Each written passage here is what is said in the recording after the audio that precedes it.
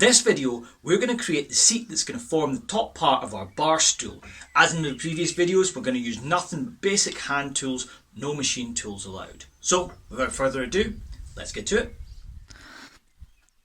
So the first thing we're going to have to do is mark out and cut the length of wood that we require in order to make our seat. Now this board is not actually wide enough for us to get our full seat part out of, so what we're going to do is chop off a length, divide it in two, and then butterfly it out like so. Okay, so in our case we need 270 millimeters or more than 270 millimeters because that is the final size we're going to be working to. So if I mark that out here with my pencil, take my tri-square up against the edge, square this across. So as long as I cut somewhere beyond this mark here, I'll have more than enough wood here to create my seat for the top of the stool. Once we've got things marked out, all we need to do is clamp this to our work surface, go and get our panel saw and start cutting. To get your cut started, you can use your thumb as a little bit of a guide here just to stop your saw moving around as you're starting. But once we've got a little bit of a groove, we can get our thumb out of the way and just get to work.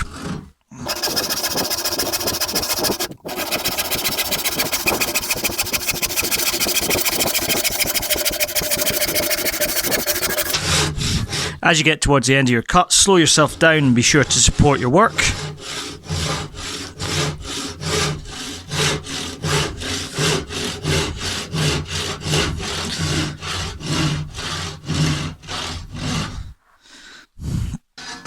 There we go, a nice clean cut. So our next step, once we've got our length of wood cut to size, is to actually think about dividing this in two. So we're going to have to figure out how wide this piece of wood is, divide it by two, and then cut along the entire length. Now, this is where if you had a bandsaw, things would be really easy. Unfortunately, using only hand tools, this takes a lot of sweat and hard work, but it can still be done. Take your marking gauge, and we're going to find halfway on our piece of wood. Now I know that this is 44 millimeters wide, so halfway is exactly 22 millimeters. We could take a guess at halfway from either side and find it this way. Fortunately, my marking gauge has increments marked upon it, so I'm just going to set it up to 22 millimeters as that's a nice round size. Just like so. And then we're going to mark all the way around as our guide. And from this side, across the ends, and the last side up here. We'll just double over this just to make sure. Our marks are nice and visible.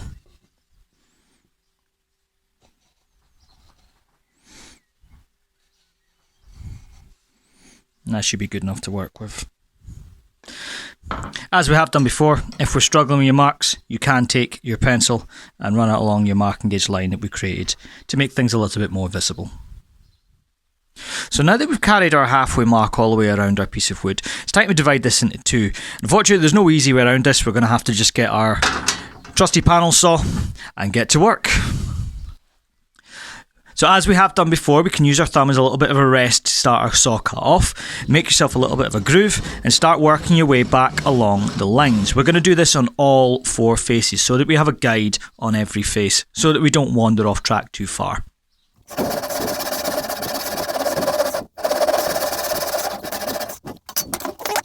So we can follow both sides, just moved it around.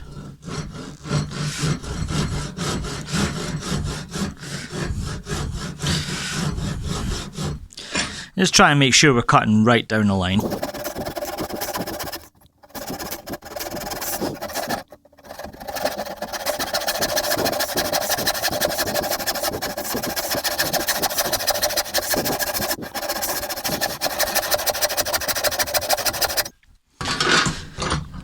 Switch over to the other corner.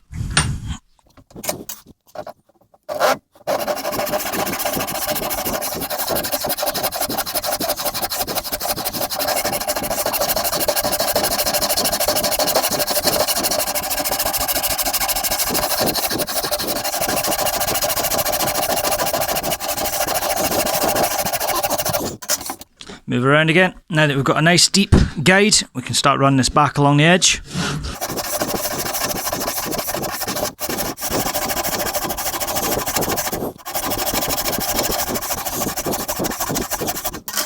Move around again so we can see the bottom side.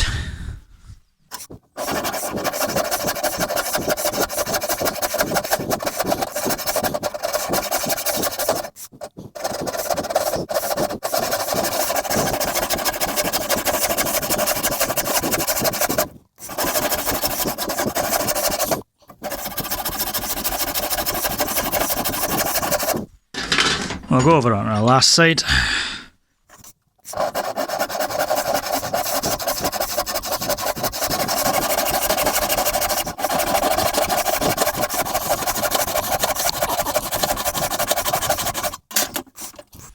And now that we've got some pretty deep guides on either side, we should be able to just cut straight through the middle of this now and finish off our parts.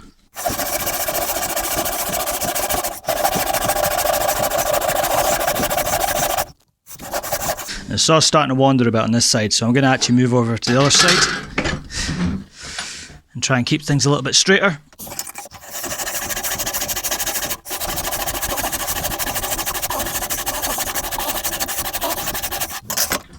Move things around a bit more.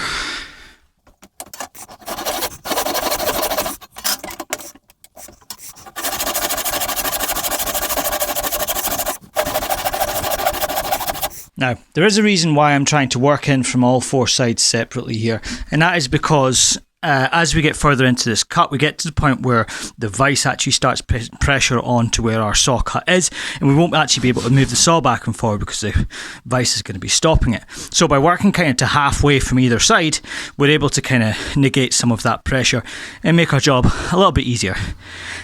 It's still hard work though.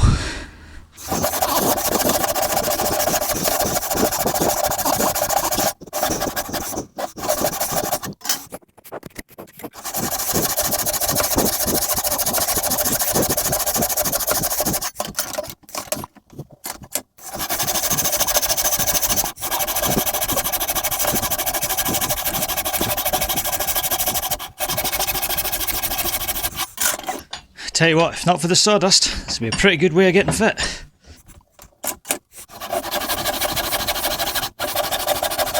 I think we're just about there.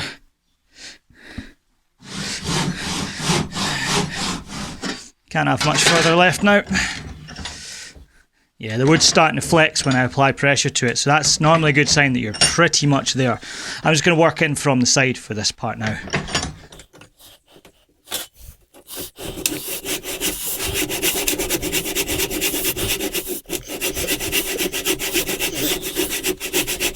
I think that's us. I think we're done.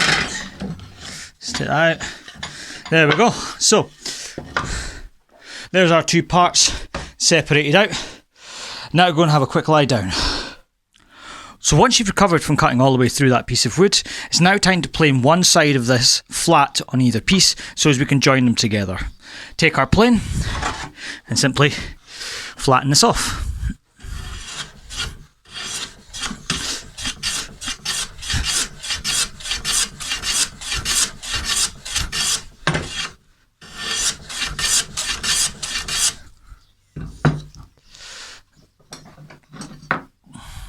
Use your tri-square to check it. In my case, I need to take much more off of this side. Yep.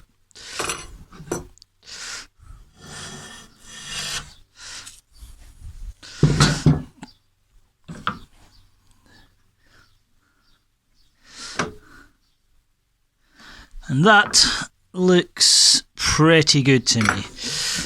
One last one.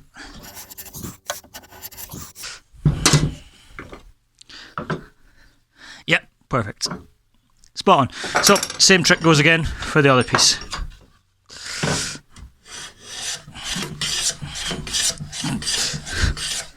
Let's give it a check. Hey presto, perfect. Now ready to join.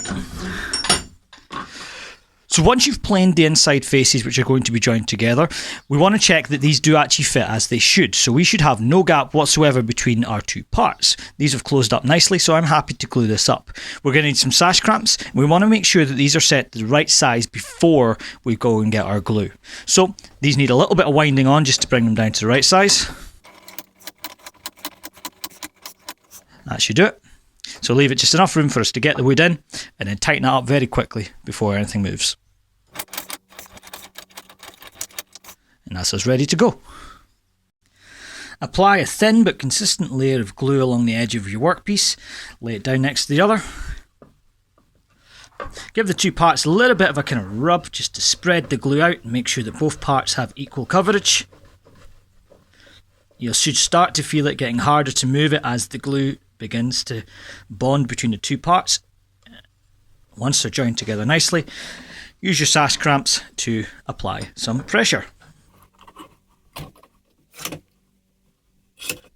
So if there is any squeeze out along the edge of the joint here, all we want to do is get a wet paper towel and just wipe as much as we can of that off at this stage before it dries. So we've left this overnight to dry now, and I've already gone and taken my scrub plane over the worst, the high areas of this board. Now we need to break out the clamps and actually get down to levelling this with our plane. So now that we're clamped up into our desk, we've got better access into all of our wood here. So we've just got to take our plane and get to work levelling this board. Right, you tighten this a bit more. I'm probably taking a bit much.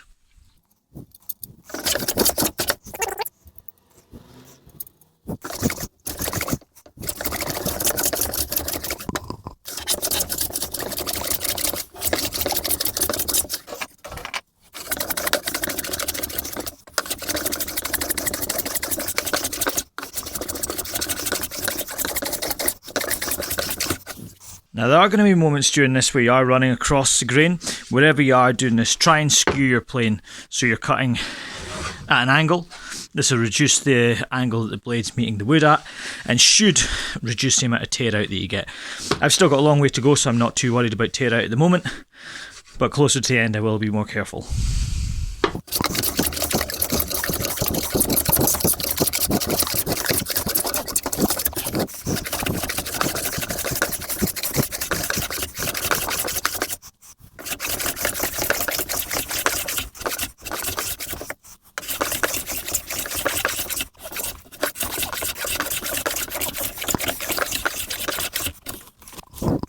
Okay, so we're getting there.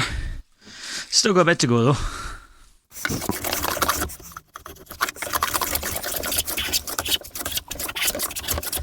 So this board's just about flat at this point. So what I'm going to do is I'm going to wind my plane right back so I can start taking a little bit less off and start getting a final cut on this.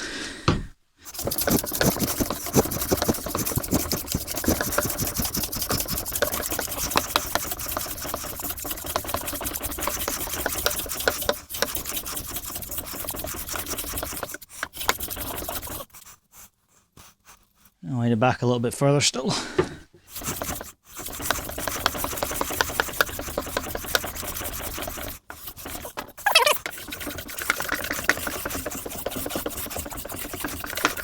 Going across the board like that, we can check for any high points side to side rather than just up and down the way.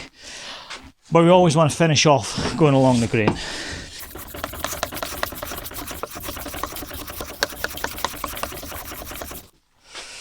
There we go. A little bit of sanding, that'll be all good.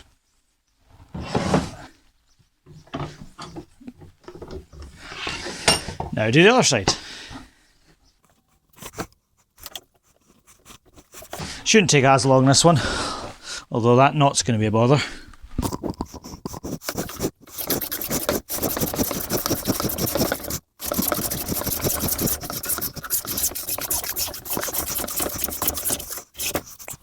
Bring my blade back a little bit because it's starting to bite. Let's switch this around actually. See if our knot is more cooperative this way around. Because I really don't want to get huge amounts of tear out from the knot. If we do, it's not the end of the world. We can't hide it on the underside of the seat. But still, we want to try and be as perfect as we can be.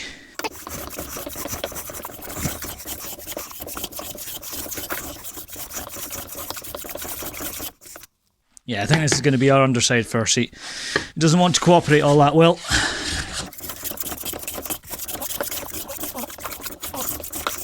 That's level enough. Give it a good sand, that'll be good. So now that our board is nice and level, what we want to do now is actually mark out the size of our seat itself. Conveniently, I have a plate which is exactly 270mm in diameter, so I'm going to use that as a template to draw around. If we don't have a plate of the right size, go get yourself some compasses and use them to draw out your circle.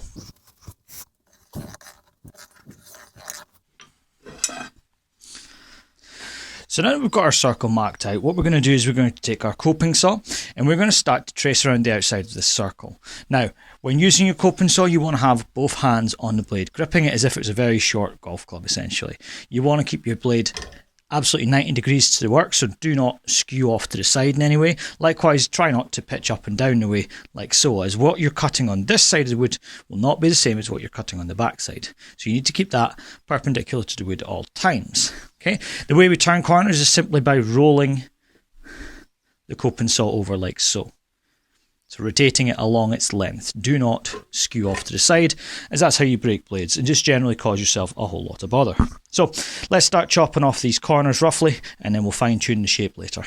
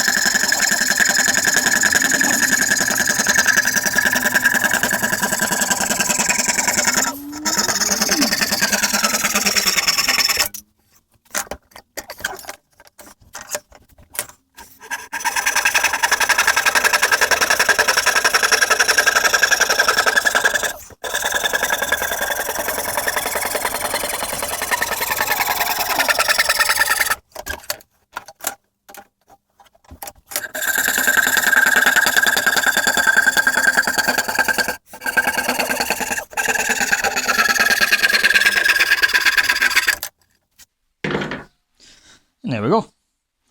So now that we've rough cut our circle using our coping saw, we're going to take our spoke shave and we are going to trim this down to its final dimensions. When you're doing this, be very careful to pay attention to which way the grain is running, as you always want to run with the grain rather than against it here. Okay, so in my case the grain runs across the way, so I can start shaving around this section here. When I come to do this section, I need to go back the other way, so I'm always running with the grain and never against it.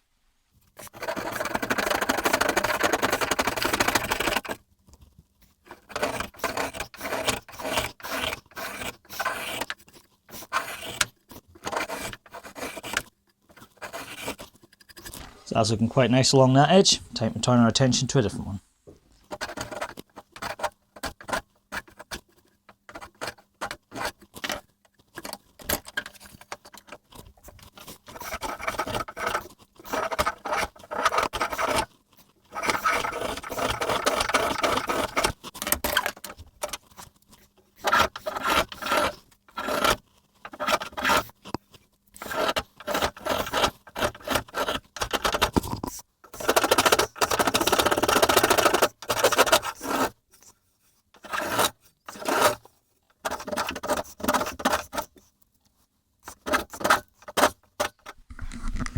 So we switch direction, we're going to go back the other way.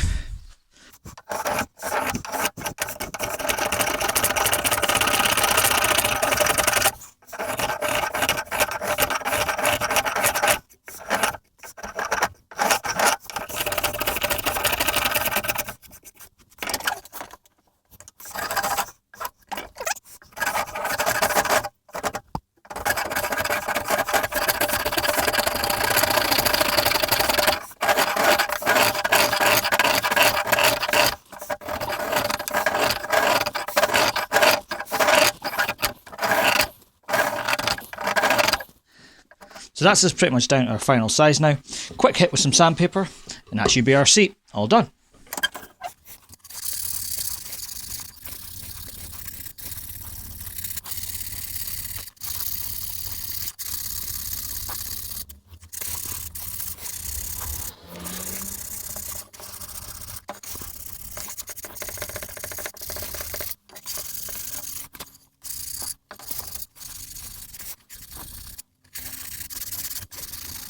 So I'm going to spend a little bit more time sanding off these edges here and getting them super smooth, round over the edge just a little bit for comfort.